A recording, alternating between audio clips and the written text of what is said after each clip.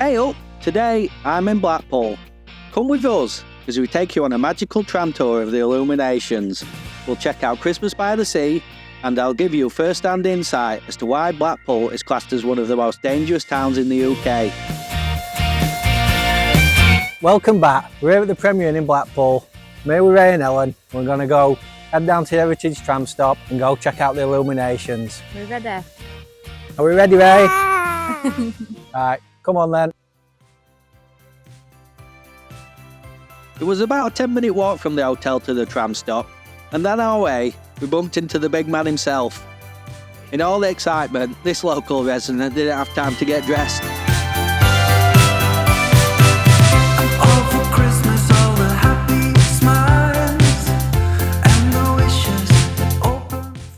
It was a really nice surprise for Ray to see Santa. And after a quick chat to add a few more Barbies to her ever-expanding Christmas list, it was time to carry on and head down to the tram stop. Is there anything you're missing? We will be alright. The meeting point itself was just across the road from the pleasure beach. On first impressions on seeing the tram parked up, it wasn't really what I was expecting, to be honest. Here are the pictures online. I'll go into that in a bit more detail later.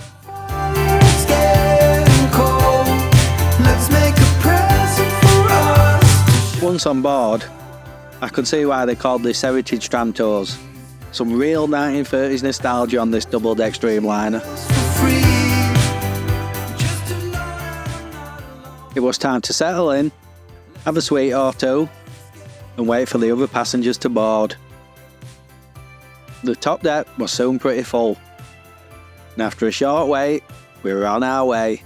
Oh, we're setting off! Daddy, no filming now. We're setting off. Come on, Ray. I can film this one time, can't I? All for Christmas, it's a magical time.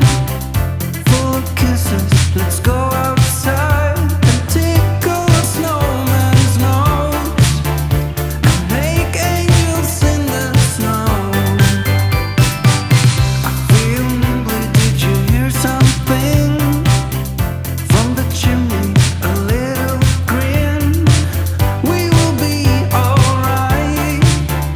This holiday will open our mind.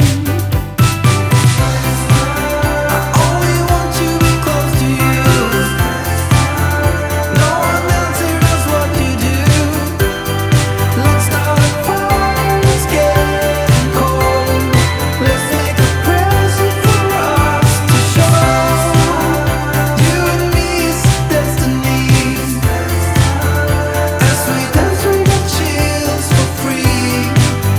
Just to know that I'm not alone.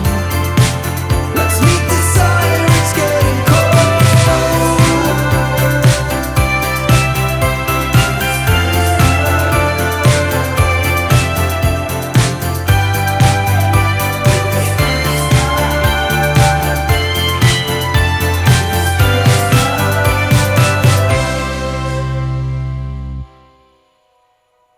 After a slow start, the lights seemed to get a little more exciting the further we went towards the North Pier. And it wasn't long until we passed Christmas by the Sea.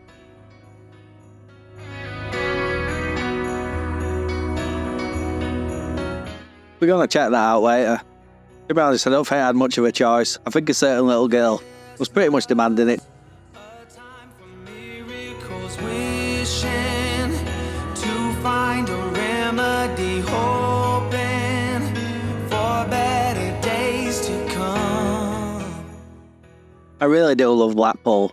It's a fantastic place for that typical Great British seaside getaway. But like many seaside towns, it is falling into a little bit of disrepair.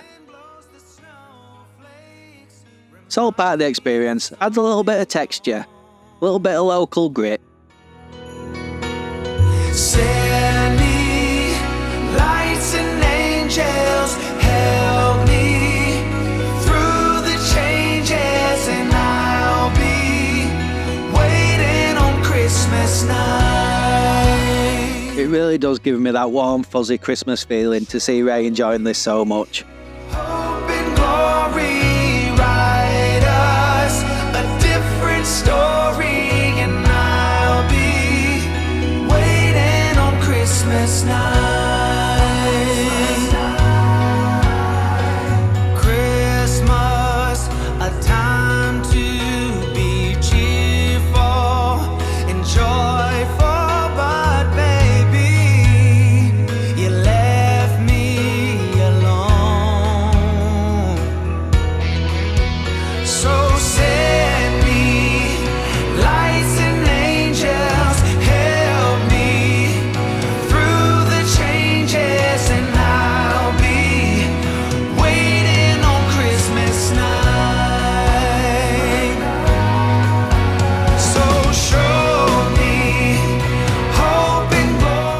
tour was taking me right back to my childhood. Basil Brush, Sully and Sweet, Evil Knievel. Waiting on Christmas night.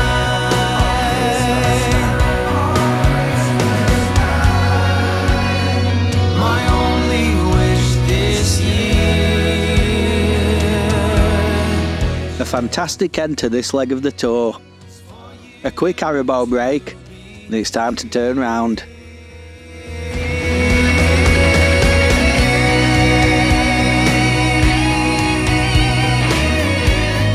The only slight downside was needing the window open, as the windows themselves were really cloudy.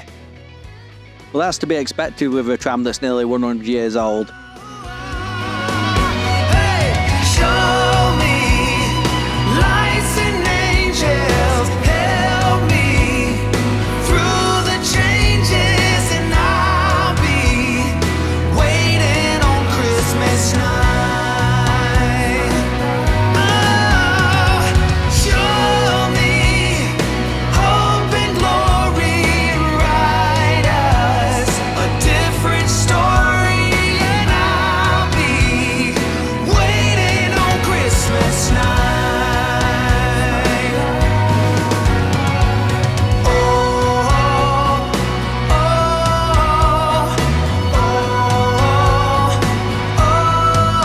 I'll be waiting on miracles tonight. 'Cause don't you know it's Christmas? Don't you know it's Christmas? That's why I'm waiting on miracles tonight.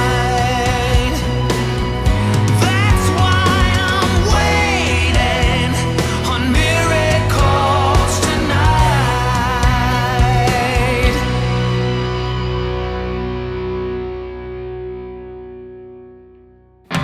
We were soon heading back towards the tower, and it was time to disembark.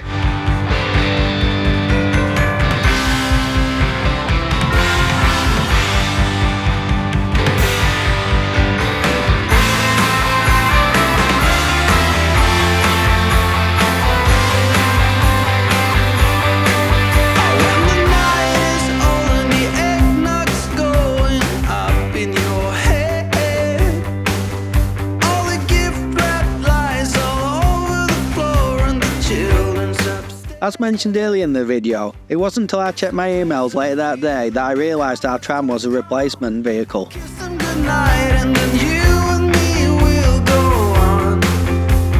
How do you start at one? I drove across bad feelings, let me a cold. The normal Illumination tours are done on these brightly lit vehicles as shown here. Everyone is running over the town to get a better. The email did state we could apply for a refund, but regardless of the change we still enjoyed the trip. The total cost of the trip was £26.50. That was including booking fees. That was £10 per adult and £5 for children. So on we go to Christmas by the Sea. So I face it all today. Silent night is here to stay. And every little Christmas light is a glimmer burning bright. In every heart there is this sign, wish there always be here and play. Here there was an ice rink that sadly was closed by the time we arrived that evening. But as we got in there we could see there was plenty of the usual style stores you'd find on a Christmas market, with different food options as well as gift stalls and plenty of fair rides for the thrill seekers. Just a matter of time, tonight we'll be singing merrily on high. Just across the room, stockings are hanging over the fire. I wanna shout this out to all of my friends, but the neighborhood's silent and the day is about to end. So we managed it all.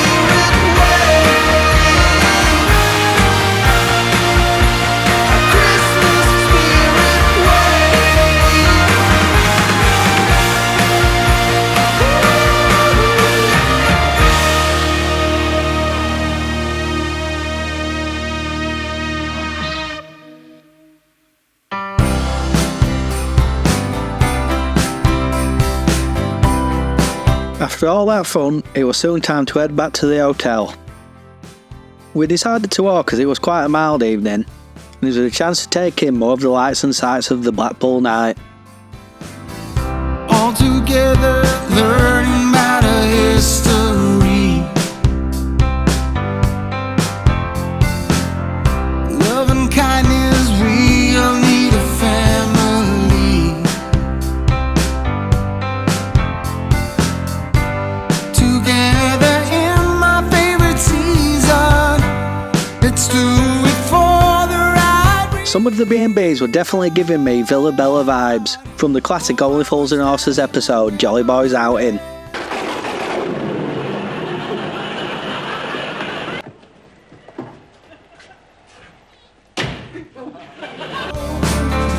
Let me tell you, this is one thing I know. It was around a 25-minute walk back to the hotel. Ray soon got tired and hopped on my shoulders. That's not something you see every day. An horse and carriage going past Home Bargains. It was at this point I decided to stop filming. That's when things took a little bit of a sinister turn. As we were walking up through into the back streets of Blackpool, we noticed a fair few, let's just say, unsavoury looking characters knocking about. Walking up, back towards the hotel, came across these two young kids.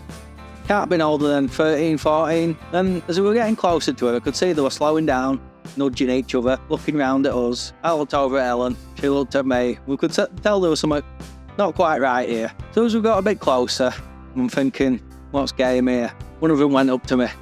"You got time, mate?" Ellen quickly looked at her watch and said, "Oh, it's 10 to 10, cowboy time." So they got the time off us, and then we just thought, right, let's keep walking. So we walked quite briskly away. So as soon as they asked the time, I thought, I know game here.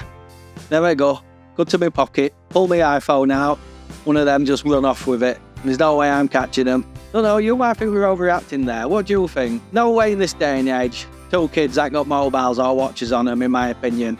I definitely think there was something dodgy going on. The way they kept nudging each other, looking back, walking slowly. They were definitely casing us out, see if we were easy target. As we carried on, we came across the Tesco Express, so we thought we'll call in, get a few snacks, a couple of drinks, take them back to room with us. Came outside, I did a little chat with security guard while Ellen was paying. He says to me, "Watch yourself up way back, mate. It's a bit dodgy around here."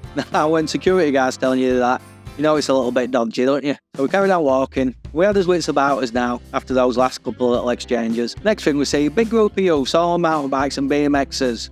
Young lads, I'd say, although I couldn't really tell, as they all had balaclavas on. Like some aristocratic kid.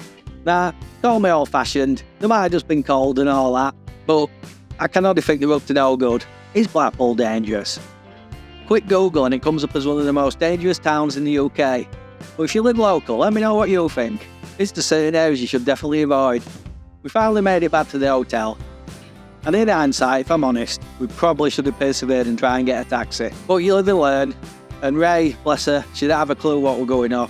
Anyway, back to the video. The next morning we headed for breakfast. This Premier Inn's on-site restaurant was a Brewers Fayre.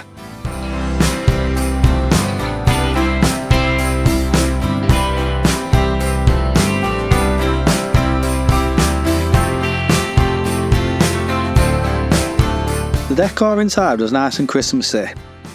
The breakfast itself was a buffet style with a good selection of cooked items, with the usual suspects for a full English breakfast. There was plenty of baked items like cakes, crumpets, breads and plenty of jams and spreads. There was fruit, yogurts, fresh juices and cereals for the health conscious.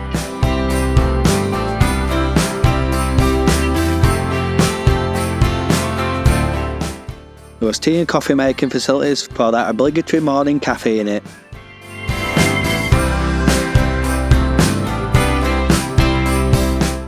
It was nice to see some proper toasters in use and not those conveyor belt contraptions you see in all those all-inclusives in Spain. I of course opted for the full English. It looked pretty good, except for a bit of snot on my egg yolk.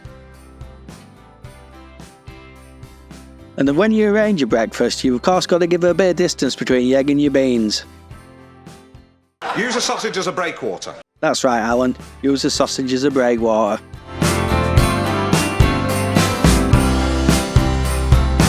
The sausage itself tasted a level above the normal catering sausage you usually find in cheaper breakfasts.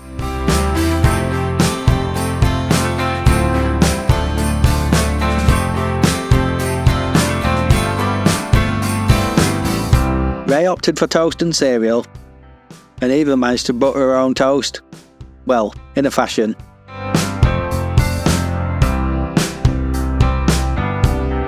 Ellen went for the full English breakfast too, and also enjoyed it.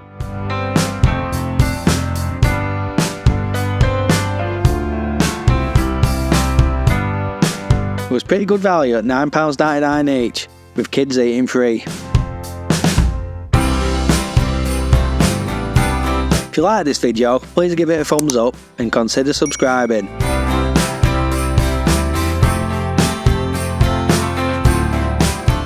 With our bellies full, it's time to head back to the room and pack up for the journey home.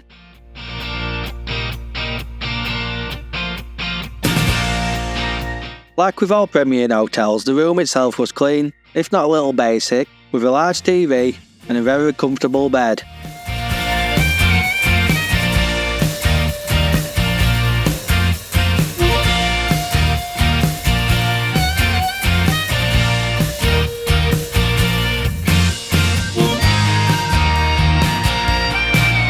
The bathroom itself was clean, if not a little tired in certain areas.